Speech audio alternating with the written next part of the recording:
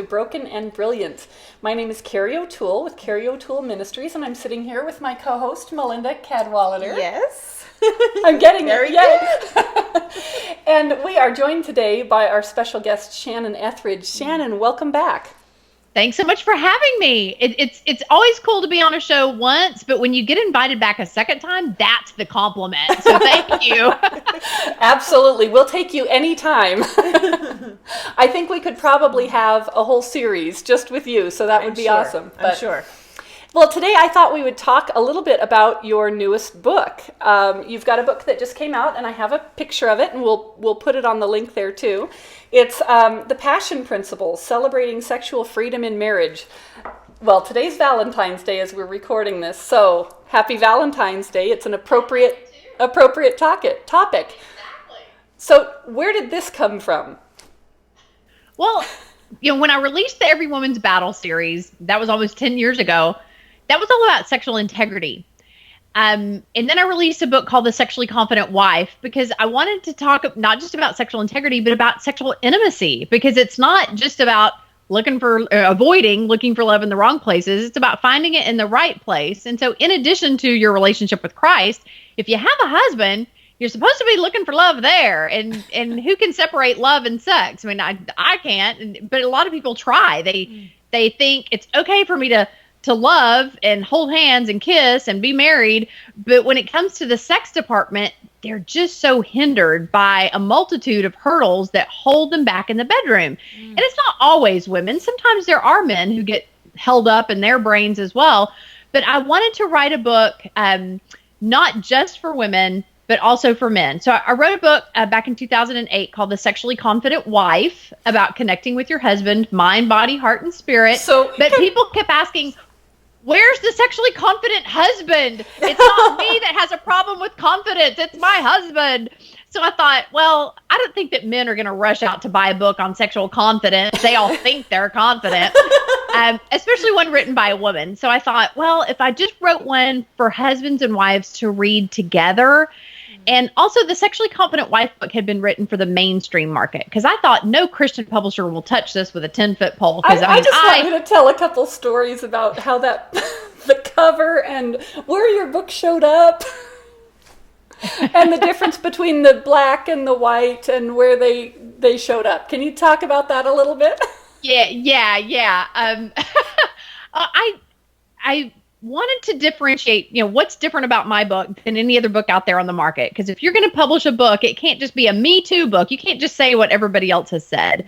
So what I noticed as I combed through what was available in Barnes & Noble in the sexuality section is that every book had full color glossy photos of these picture perfect, size 2, airbrushed, just barely turned 19 supermodels. And women would look at those pictures and think, I don't look like that. So I guess I don't have the right to be sexually confident.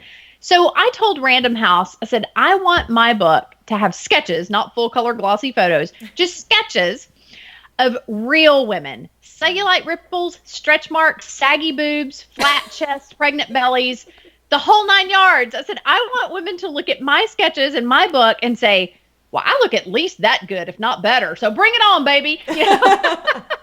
So we released the book, and I'll grab it off the shelf here.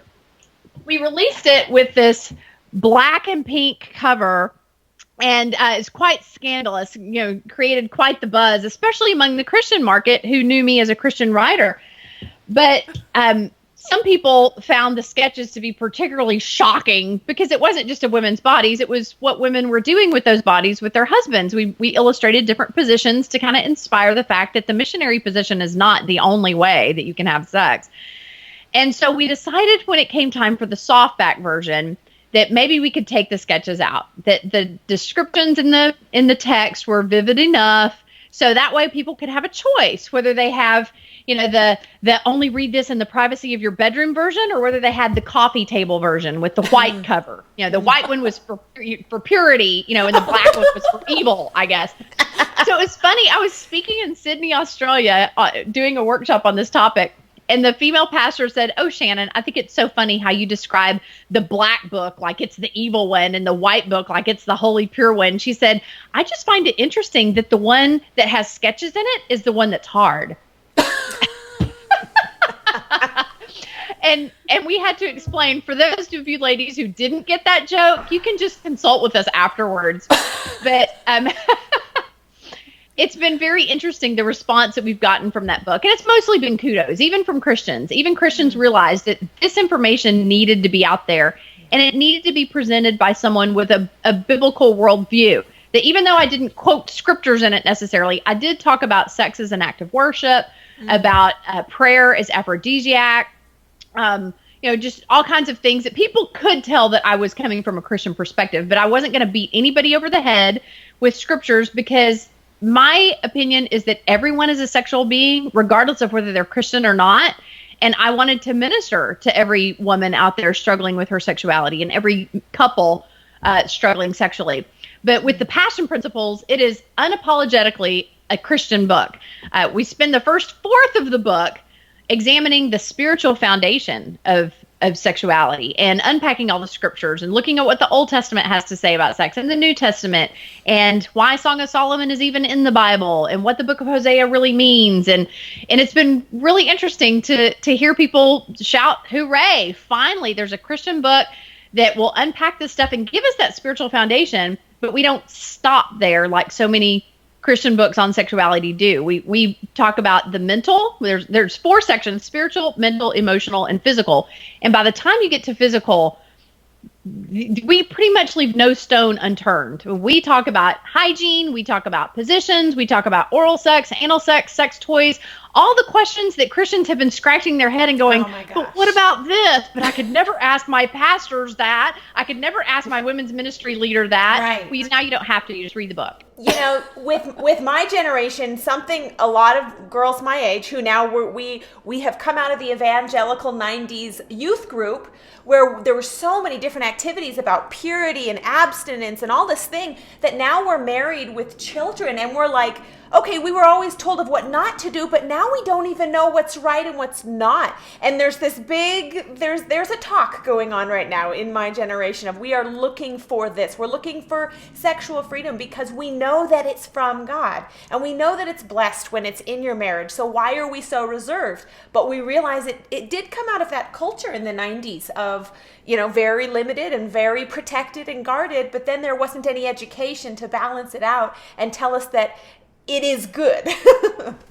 Right. It's really hard to flip the switch from good girls don't to good girls do. They do it often. They do it well, without guilt, shame, or inhibition. It's hard to make that mental switch. In fact, just on Facebook yesterday, I posted an article that a guy had written. It was actually a letter, an anonymous letter that a woman had written, saying what she wants from the church is full permission to have and enjoy sex, because she's been married for 5 months and has not been able to consummate her marriage yet, because of all of the taboos still rolling around in her head about how her identity is based on her sexual purity.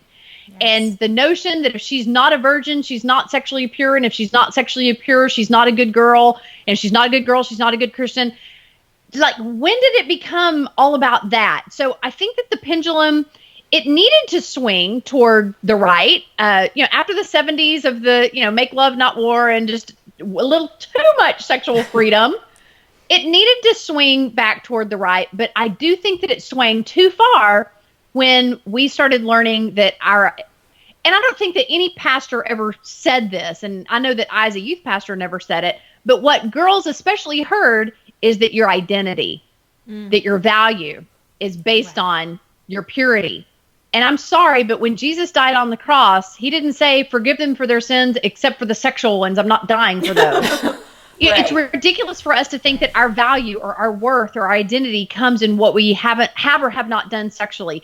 Our value and identity is worth is based on nothing more or nothing less than what Jesus did for us on the cross. That is the only place to look to for our identity. So I just want women to shuck both the scarlet letter off their sweater and the mentality of, well, I have to be a good girl, so that means I can't enjoy sex. Maybe I'll let my husband have it once a week or once a month.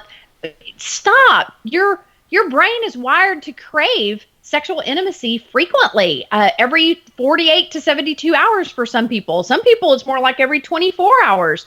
And they don't need to feel guilty or bad or dirty if they have a high sex drive. That just means that they're really healthy human beings, but God created us this way. There's no reason to apologize for it. Right.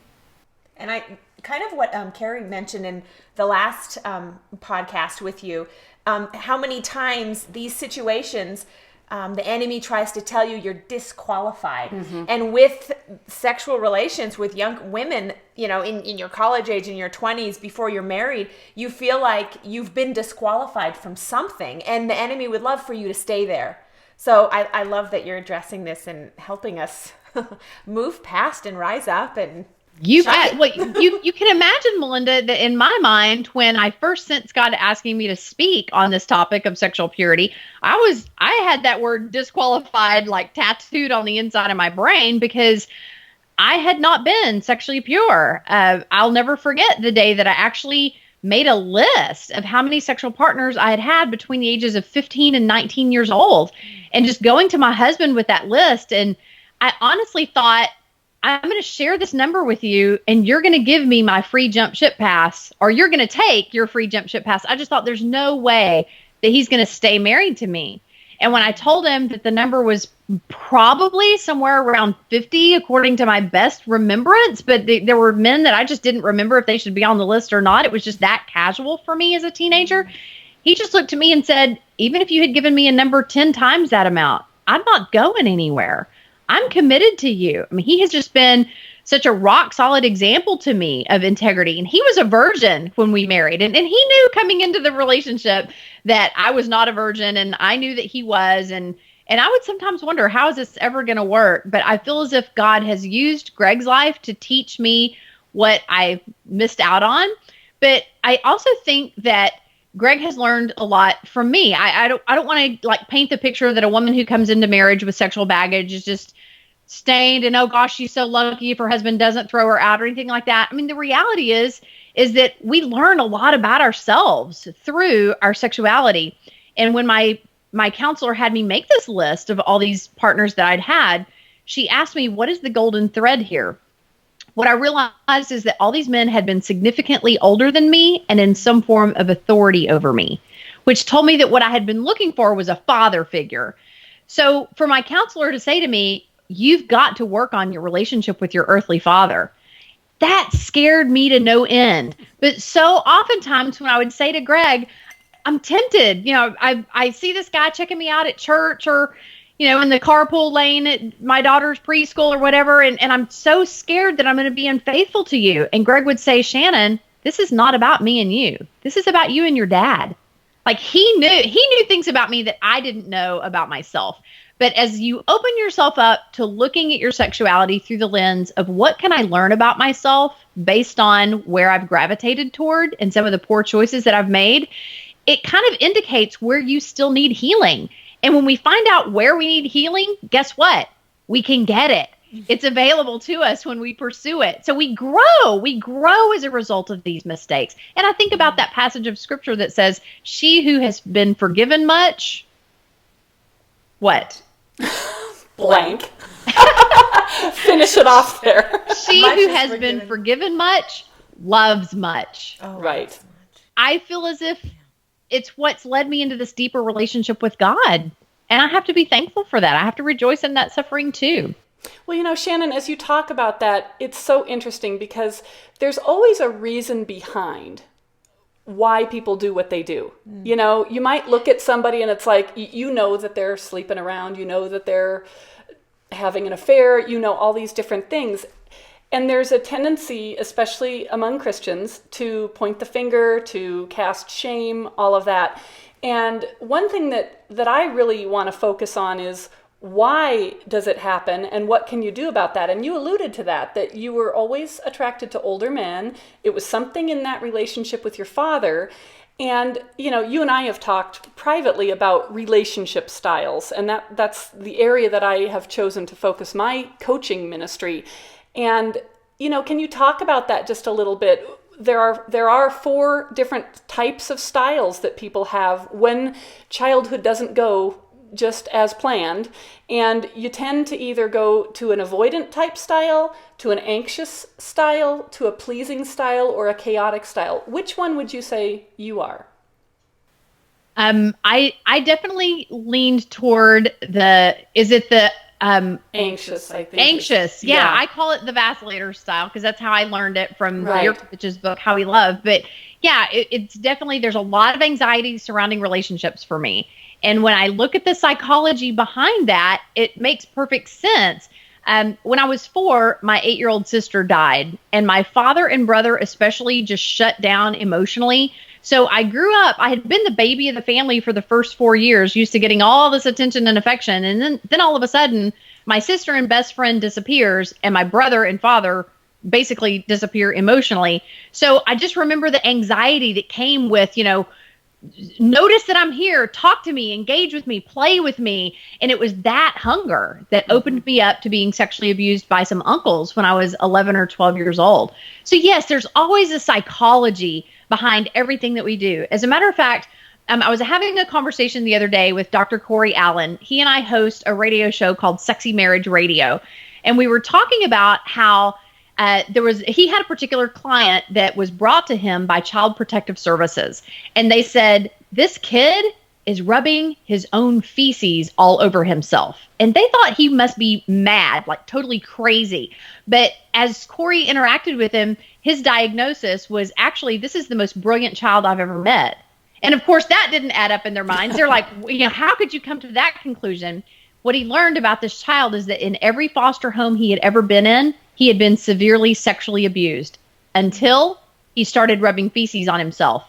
And then no one wanted to touch him. So it was a protective mechanism. It was his survival mode. What a brilliant strategy. Well, for women, oftentimes we experience trials or tragedies in our own life. And basically our fantasies, our thought life, our sexual actions and behaviors, we're trying to recreate scenarios in order to win this time, or we're trying to survive, or we're trying to heal a brokenness in our past, and we're acting out sexually in an attempt to do that. And eventually we get to the point that what I'm looking for cannot be found in a random sexual encounter with some Joe Schmo. Even if he's promising rings and romance and roses, he's still not filling me up like I crave to be filled up. And that notion that God is the only one who can totally fill us up and bridge that gap is so, so true. So I want to tell you about one of the things that I've done in addition to writing books and speaking on the topic. I'm frequently approached by women saying, I realize that there's got to be a reason why I'm either swinging too far to the left and acting out sexually in ways that I never thought that I would. I wasn't raised this way. This is not in line with my spiritual beliefs.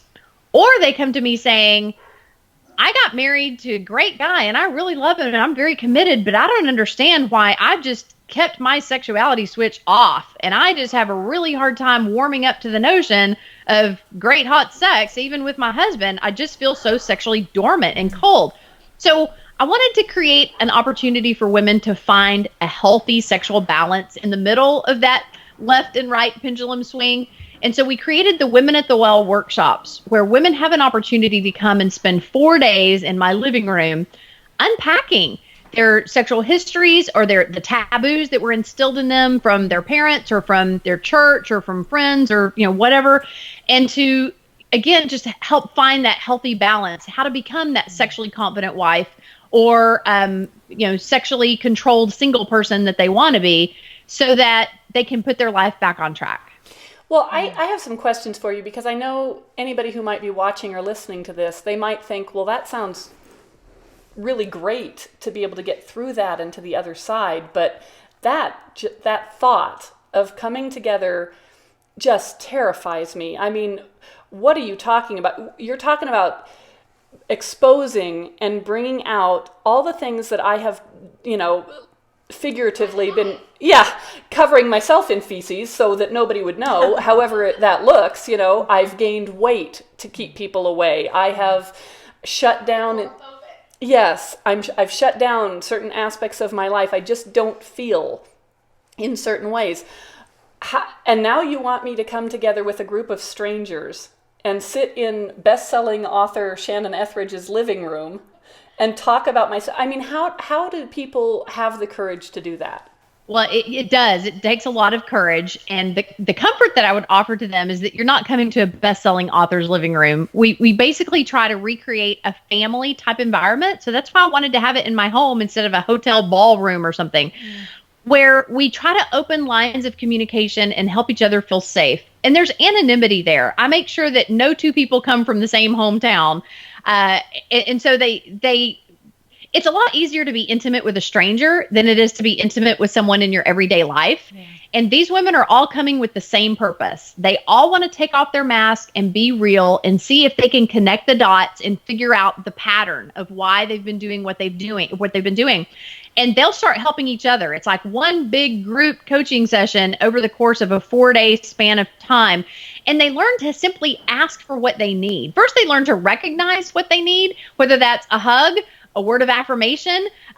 Some women might need to be held. You know, some women, they experience such trauma and separation in their relationships with their mother or their father or a falling out with a sibling or whatever, that they have just felt so frazzled and broken for such a long time, but they've never known how to ask and say, I just need somebody to let me cry on their shoulder. I just need somebody to hold my hand and tell me that you're not crazy and that it's okay that you feel this way. And so to recreate whatever it is that that person didn't get in their family of origin so that they can find peace and move forward. You know, we just don't want people to stay, we call it arrested development, where they stay stunted at a certain age emotionally. So, I know that a lot of times when I got in arguments with Greg, I would feel like a 4-year-old. And then I would ask myself, okay, when do I remember feeling this particular emotion before? And I would think about how I felt that way when my sister died, which is when I was 4. I mean, there's such a psychology to it. But when people figure this out about themselves, it is so amazing. And this is going to float your boat, Melinda.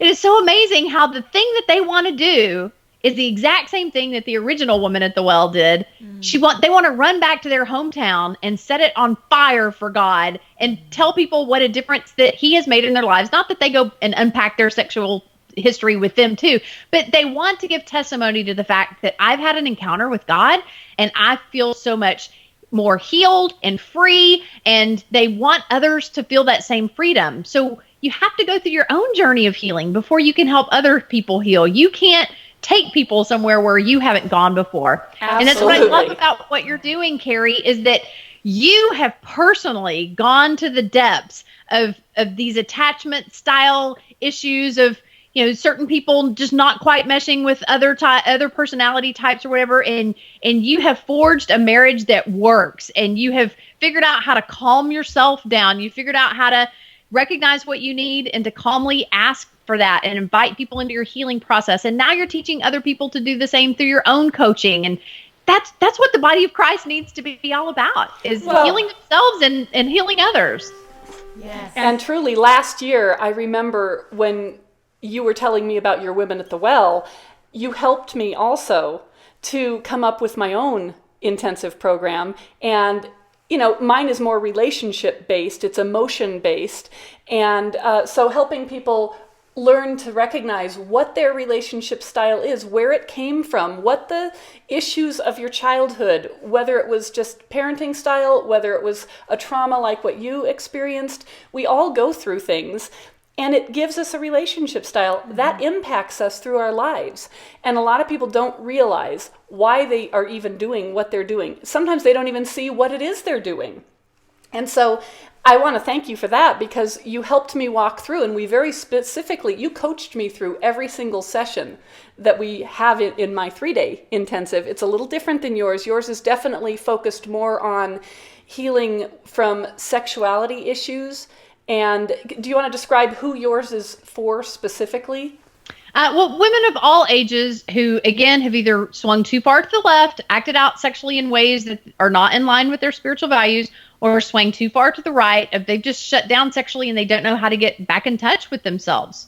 But yours, tell folks a little bit more about that, because yours is certainly not pinpoint focused on sexuality. Yours is for anybody in a relationship with anybody. Sexuality comes up every once in a while, but it's not part of the agenda for the week. I mean, if people are struggling in that area, it may come up, but that's not the focus. It's more helping people who are stuck either emotionally, where they just don't feel anymore. They don't, or the only emotion they feel is anger. That's typically what happens too.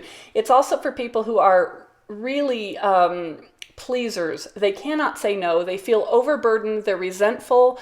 They have a lot of bitterness growing inside because they feel like a doormat, and they just feel like, I can't ever say no to anybody. I take everything on and nobody ever helps me, that type of thing. It's also for the anxious type, which is, Shannon, you and I are the same style, which is, I think, really funny. Well, and we both have husbands who are the same style too. So our marriages have gone very similarly. And when you start to understand that when you put somebody who has I'm not saying that you're an anxious person. What I'm saying is that the core inside you, when things get triggered, causes anxiety inside you. And the same thing happens with me, is whenever I know somebody's angry with me, or whenever I think there might be a conflict or whatever, my stomach starts jumping, and you get into that kind of frenzy. And we both married men who the style that kind of was thrust upon them was more the avoider type style. And so what we do is we pursue, chase, and they're like, back off.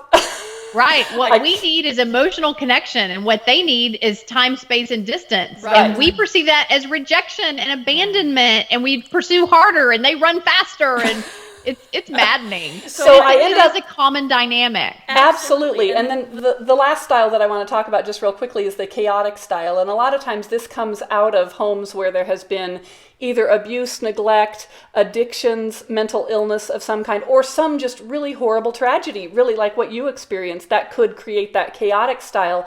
And what I find in these people is they cannot calm down. And even when life is going more calmly, they can't, their brain has, there's been a chemical change in their brain. They're ruminating still. Yeah, and so if life is calm, they're actually looking for drama. They'll create it themselves, or they'll go join in somebody else's drama that they see going on over here. It's like, oh, well, I must go help over here, when their life is a total mess.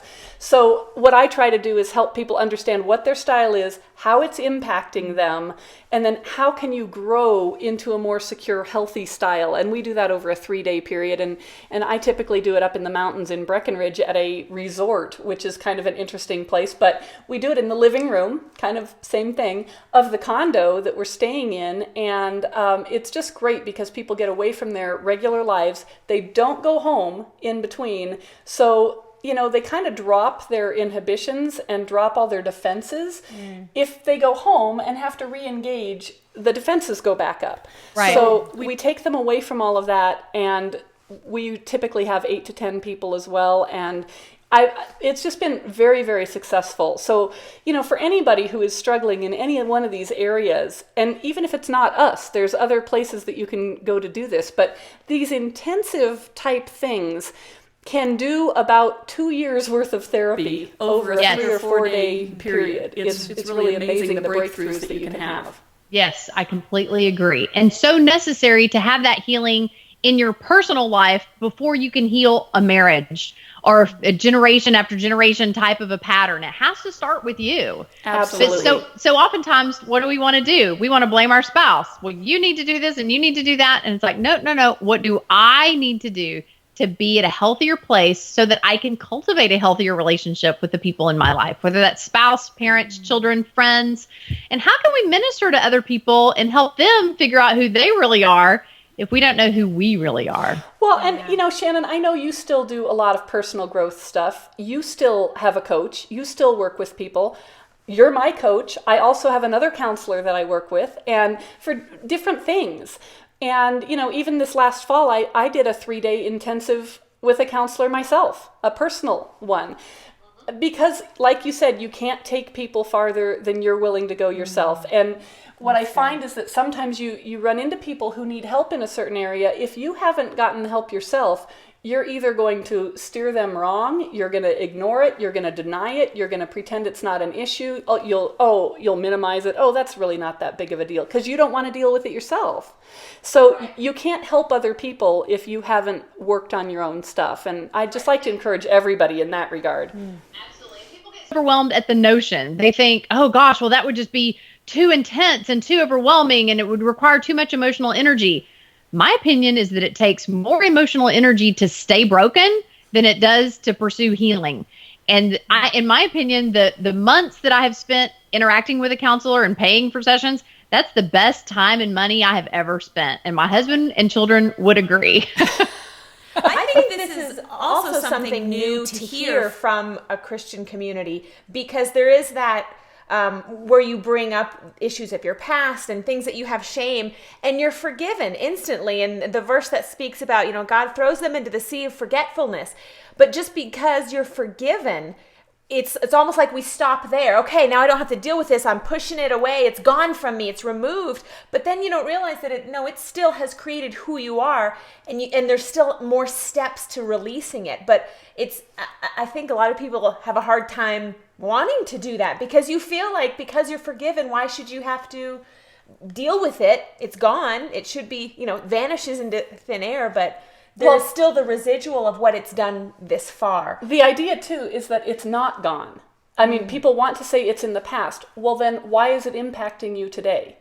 If what happened to you is in the past truly, then it would not be impacting you. If you are still responding as a 4-year-old child did because your sister died when you were 4, then there's an area that's still kind of broken in there. And so each time that happens, you've done enough work now that oh, there I go. There's that little girl. Yeah. I need to face that again. There's another little piece of healing that needs to happen there. But you just don't go, well, that's just who I am and you have to deal with me. Right.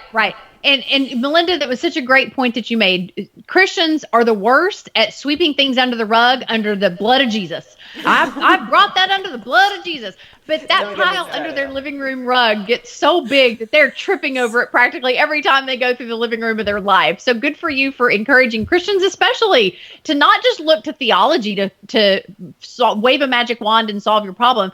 Look to psychology to figure out why you're doing this repeatedly so that you can stop. Well, and the thing is, what I learned in grad school, look at Henry Cloud and John Townsend's book, How People Grow. They explain this so perfectly, but it's all biblical. There are things people do out there that when you go to a secular counselor that maybe you wouldn't want to do if you are a Christian. But for the most part, it makes sense. Everything that we're talking about here is in the Bible. God wants us to have abundant life. He doesn't want you to live this broken mess. He wants to heal you. He said, I came to set you free. I came to heal the brokenhearted. So you don't just say, well, my heart's broken. Well, God freed me. Okay, then I should feel it. Yes. There's a process. Like my husband and I talk about the subject of grace a lot, and he's in the health industry, and he talks about how a lot of people use grace as permission. I'm covered in grace, so this is how I'm going to eat, and I don't have to feel any guilt because the Lord has covered me in grace. But grace is not permission. And what we realize is grace is actually the covering and the weaponry that you are able to face those things because you're covered in grace, because you're absolutely covered in grace. Absolutely, that you should be able to look at that without shame and want to deal with it and want to face it. But it's not permission to continue in it. Right. Yeah. Right. So very true. So very true. Well, Shannon, once again, this has been a very encouraging time. I'm so excited for what's happening in your ministry and for how many people you must be reaching. Yes. I know so many people broken in this area, and just want to say thank you so much for all that you do and how you are putting yourself out there in a very vulnerable way. You said earlier that God knows that you're an exhibitionist. Keep that in the word realm, but Yeah. Yeah, but thank you for talking about the things that people don't like to talk about or are scared to talk about. We need that. We need those voices. You bet. Well, thank you for the opportunity to allow me to share my heart with your listeners and your followers. I love the fact that I can do ministry in my house shoes and sweatshirt out of my own home in the middle of the day on Valentine's Day. I didn't have to pack a suitcase or get on an airplane or anything like that. So I love doing things like this. Isn't technology amazing? Yes. And again, I'm so proud of what you ladies are doing. And I just pray blessings all over your ministry endeavors. I know that lots and lots of people are going to be healed by what you're doing as well. So y'all keep up the God work. Thank you so much, Shannon. Take care. You too.